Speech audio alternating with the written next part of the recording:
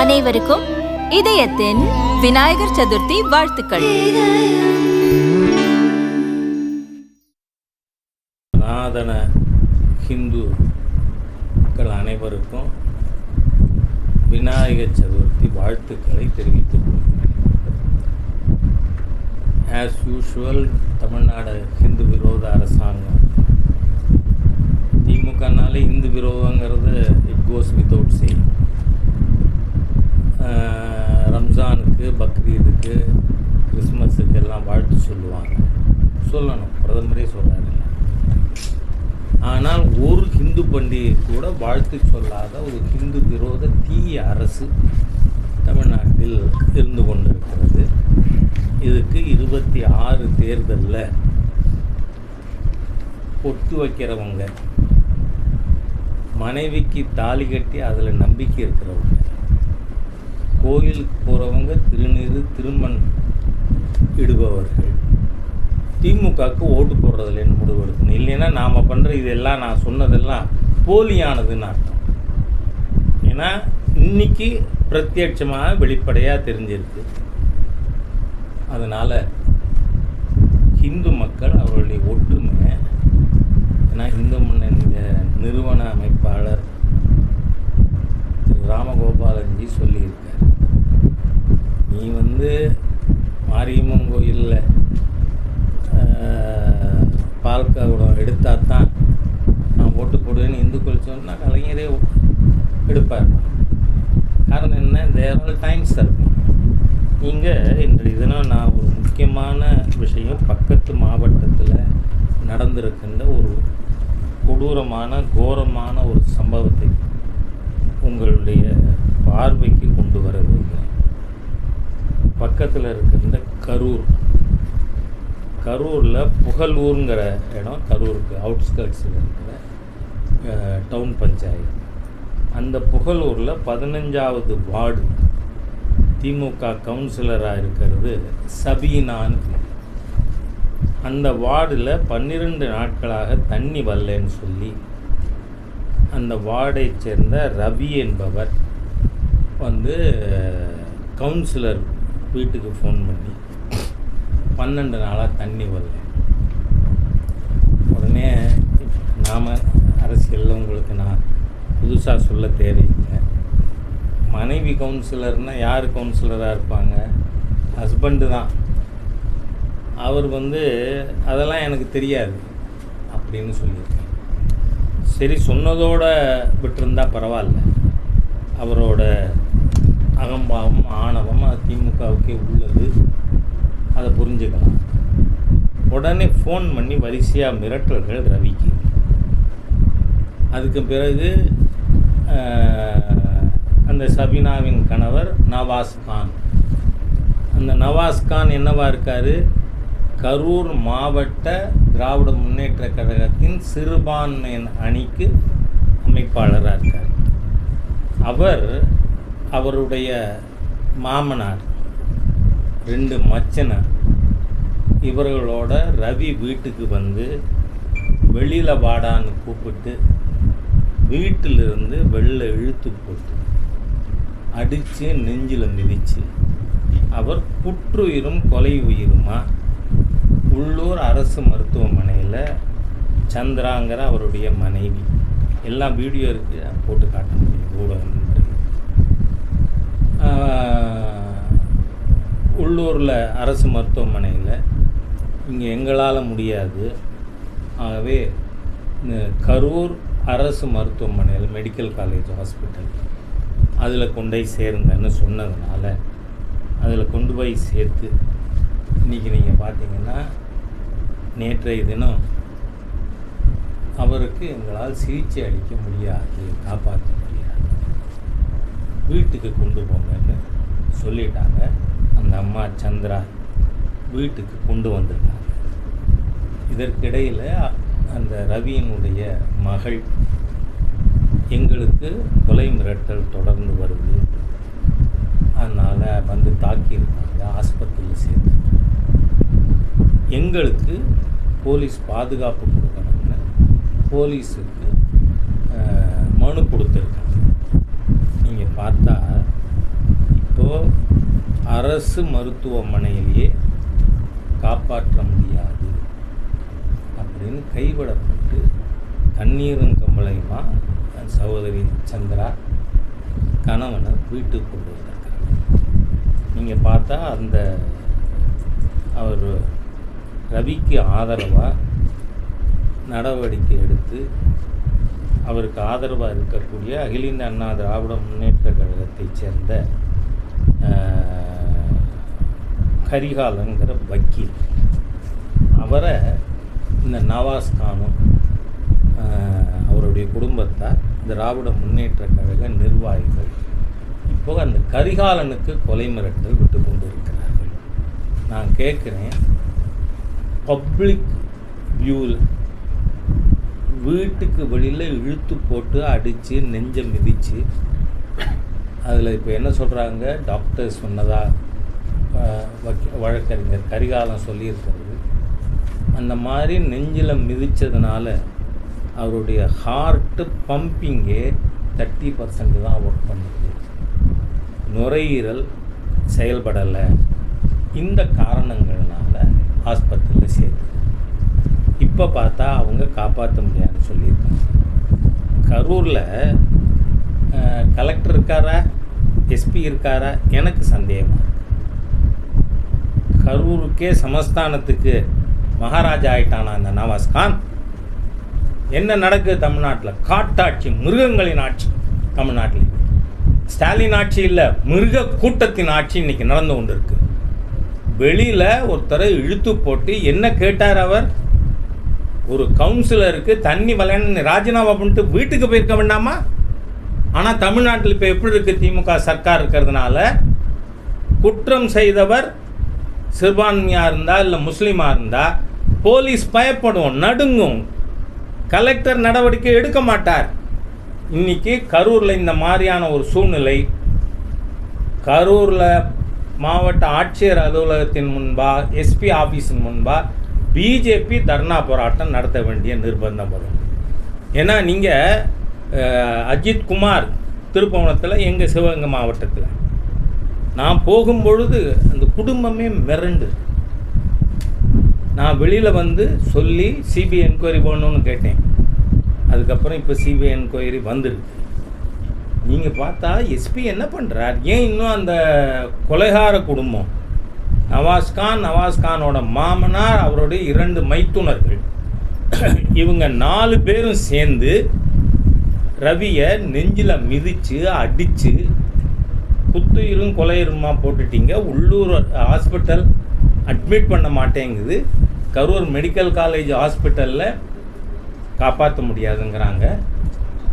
ஆனால் இங்கேருந்து தமிழக முதலமைச்சர் என்னவோ அந்த உலக மகா பொய்யன் ராகுல் கூட பீகாருக்கு போவாராம்.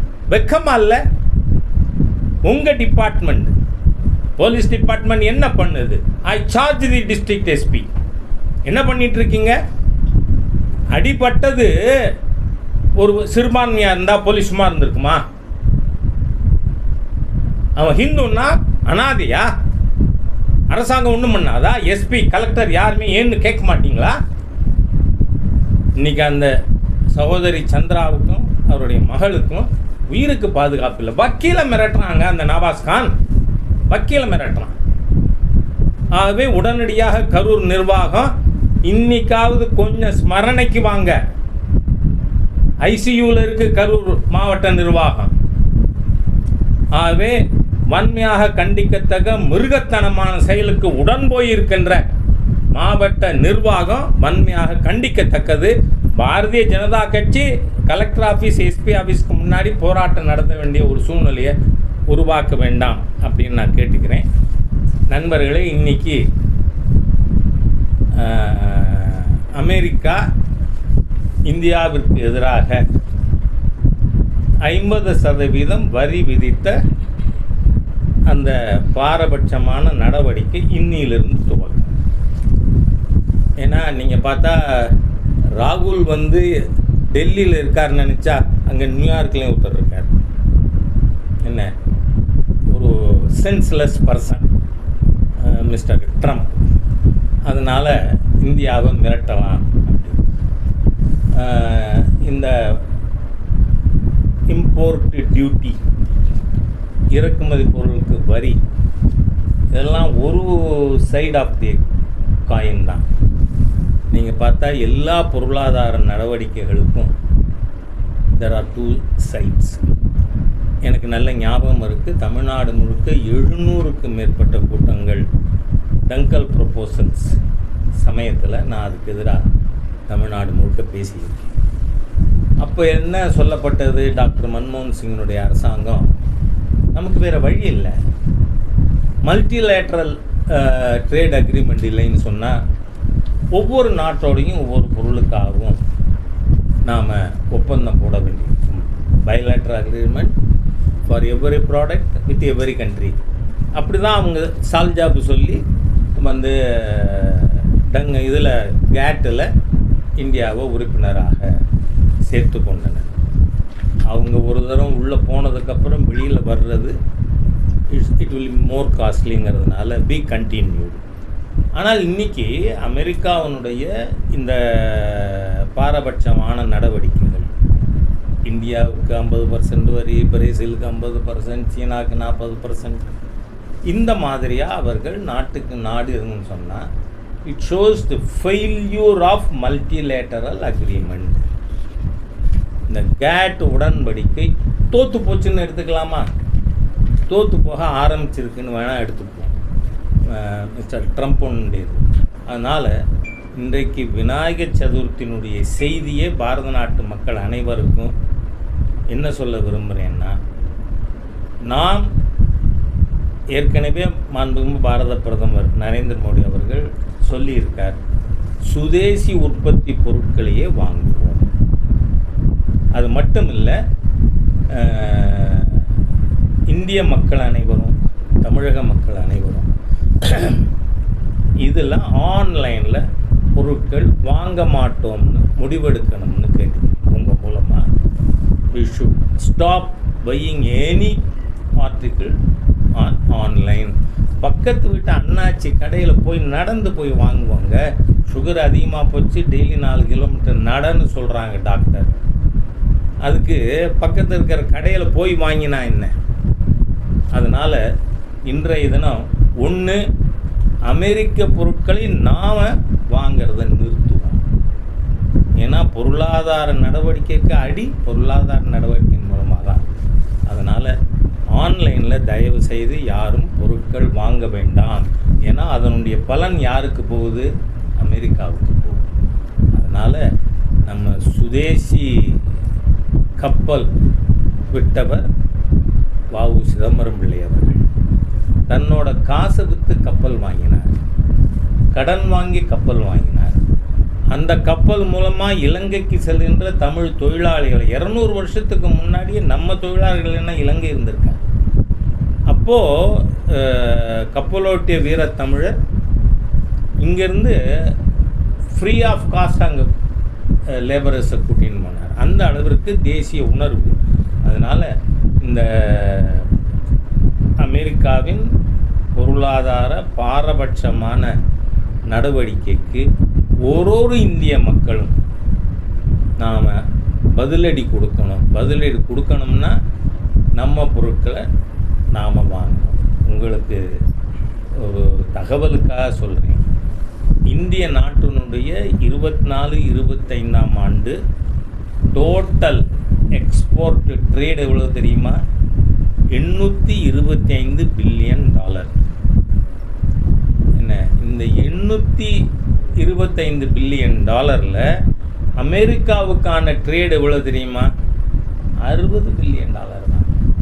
அமெரிக்காவுக்கு நாம் ஏற்றுமதி பண்ணக்கூடிய பொருட்களுடைய வேல்யூ அது எவ்வளவு? மொத்தத்தில் 7.25%.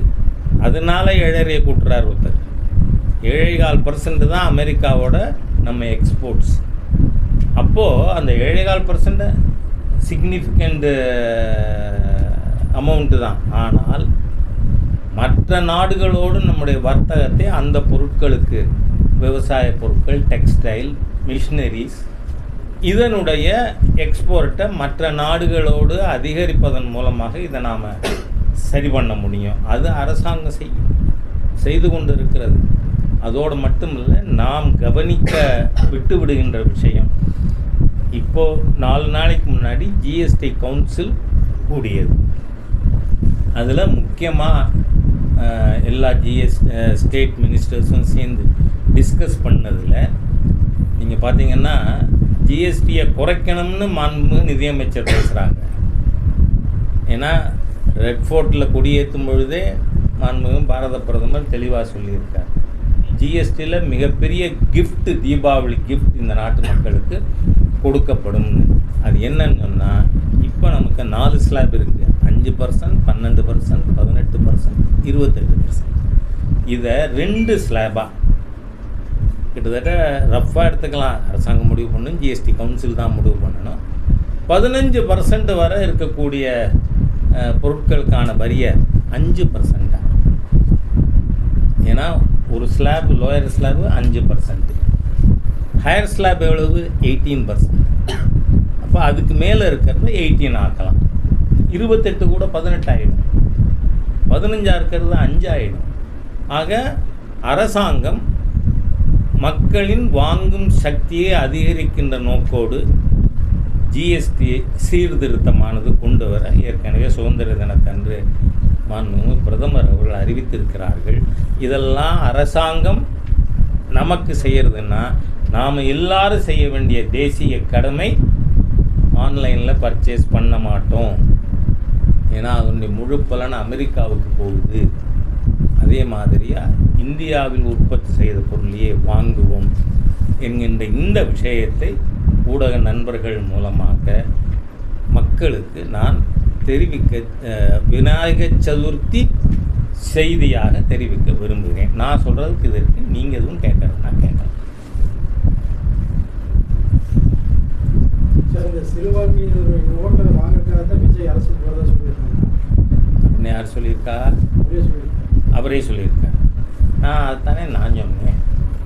நான் சொன்னால் என்ன மதவாதின்னு சொல்லிடுறீங்க எல்லா நண்பர்களும். அது அவரே சொன்னால். இப்போ ஆங்கிலத்தில் ஒரு ப்ராவர்ப் உண்டு, the cat has come out of the bag. பூனைக்குட்டி பையிலேருந்து வெளியில் வந்துருச்சு, அவரே சொல்லிட்டார். அப்படின்னா என்ன அர்த்தம்? அவருக்கு இந்துக்கள் ஓட்டு போட வேண்டாம்னு நான் சொல்ல மாட்டேன். நான் கம்யூனலிஸ்ட் இல்லை, ஐ எம் செக்குலரிஸ்ட், நேஷ்னலிஸ்ட். அவர் சொல்கிறார். விஜய் என்ன சொல்கிறார்? எனக்கு இந்துக்கள் ஓட்டு வேணாண்டா, நான் சிறுபான்மை ஓட்டுக்காக தான் அரசியலுக்கே வந்திருக்கேன் அப்படின்னா அவர் சொன்னதா நீங்கள் சொல்கிறீங்க இல்லையா? அதான் சார் விஜய் சொல்கிறாருங்க, திமுகவும் பாஜகவும் மறைமுக கூட்டணியில் இருக்காங்க. எந்த மாதிரி? மாநாட்டில் அறிவிக்கிறாங்க. இல்லை, அவர் அறிவிக்கட்டும். அவர் அறிவிக்கிறதெல்லாம் அறிவுடைமை ஆகாது. அது என்ன, ஸ்டாலின் அவர்களை என்னைக்காவது திரு நயினார் நாயகன் ராத்திரியில் போய் பார்த்து வந்தாங்க. என்ன பேச்சு, என்ன பிதற்றுறது? பிஜேபி அதிமுகவோட கூட்டணி வைத்திருக்கிறது. திமுகவோட கூட்டணி வச்சிருந்தோம் ரகசியமாவா? 99 பாராளுமன்றத்தில் திராவிட முன்னேற்ற கழகம் வாஜ்பாய் அவர்கள் அரசாங்கத்தை ஆதரித்தது. அதனால் 99லேருந்து 2004 வரை திராவிட முன்னேற்ற கழகத்தை சேர்ந்தவர்கள் திரு முரசொலி மாறன் உட்பட வாஜ்பாய் அவர்கள் அரசாங்கத்தில் இருந்தாங்க. ரகசியமாவா? இல்லையே. அதனால் நான் சொல்கிறேன், இந்த ரகசிய கூட்டணி, கள்ள உறவு இதெல்லாம் பிஜேபிக்கு தெரியாது. அது அரசியலுக்கு புதுசாக வந்திருந்தாலும் அதெல்லாம் மாஸ்டர் பண்ணியிருக்கலாம் Vijay, that I don't know. ஆனால் அவர் பேசுகிறதுக்காக சொல்கிறேன், டோன்ட் பிளாபர். சாலிடாக களத்தில் நின்று விஷயத்தை பேசுவாங்க. இன்றைக்கி கல்விக் கொள்கையில் திமுகவோட கொள்கையை பின்பற்றவர் விஜயா பிஜேபியா? சொல்லுங்கள், யார்? மாநில பட்டியல் கொண்டு வரணும்னு திமுகவோட கோரிக்கை அது. அதை ஆதரிக்கிறது யார்? விஜய். அப்படி பார்த்தீங்கன்னா திமுகவோட கள்ள உறவோ நல்ல உறவோ வச்சிருக்கிறது விஜய், நாட் பிஜேபி. அதனால் தயவு செய்து விஜய் அவர்கள் சொல்கிறேன்னா, ரீட், படிங்க. நீங்கள் 1974 கச்சத்தீவை இலங்கைக்கு தானம் செய்தது காங்கிரஸ் அரசு. அதற்கு கள்ள மௌனம் சாதித்தது திமுக அரசு. ஆனால் அதற்கு எதிராக பாராளுமன்றத்தில் வாஜ்பாய் அவர்கள் பேசினார். தமிழகத்திலே அன்னைக்கு ஜனசங்க தலைவராக இருந்த திரு ஜனா கிருஷ்ணமூர்த்தி அவர்கள் வழக்கு தொடர்ந்தார்கள். ஆகவே எது செஞ்சாலும் தேசத்திற்காக பிஜேபி ஓப்பனாக செய்யும். அதனால் இதை படிக்காமல் அவர் கச்சத்தீவை பற்றி பேசுகிறார். It's an international agreement now. நடவடிக்கை எடுக்கிறதுக்கு முன்னாடி, தாரை பார்க்கறதுக்கு முன்னாடி காங்கிரஸ் சிந்திச்சிருக்கணும். அதை பேசலையே. அப்போ காங்கிரஸுக்கும் விஜய்க்கும் கள்ள உறவு இருக்கா? என் கேள்விக்கு பதில் சொல்லட்டும் விஜய். நீங்கள் என்ன கேள்வி கேட்பீங்க, நான் பதில் சொல்கிறது? எனக்கு பதில் சொல்லுங்க. ஏன் நீங்கள் காங்கிரஸ் அரசாங்கம் தாரை வார்த்ததை கண்டிக்கிறேன்னு சொல்லலை? காங்கிரஸோட உங்களுக்கு கள்ள உறவா? தெரியல. ஏன்னா இப்போ பல செய்திகள் உங்கள் மூலமாக காங்கிரஸ் எம்எல்ஏக்கள் தாவாக்கியாவுக்கு சார்ந்துவார்கள். சோஷியல் மீடியாவில் படிக்கிறீங்களா? நீங்களும் படிச்சிருக்கீங்க. இப்போ 2 பேருமே கூட்டணி வைப்பாங்க, ராகுல் காந்தியும் விஜயும் சந்திப்பாங்க, இப்படியெல்லாம் பல செய்திகள் வருது. இதெல்லாம் என்னோட கன்சர்ன் இல்லை. ஆனால் விஜய் பேசுகிறதுனால சொல்கிறேன்னா, கொஞ்சமாவது விஷயங்களை படித்து தெரிந்து கொண்டு பேசுகிறேன். நன்றி.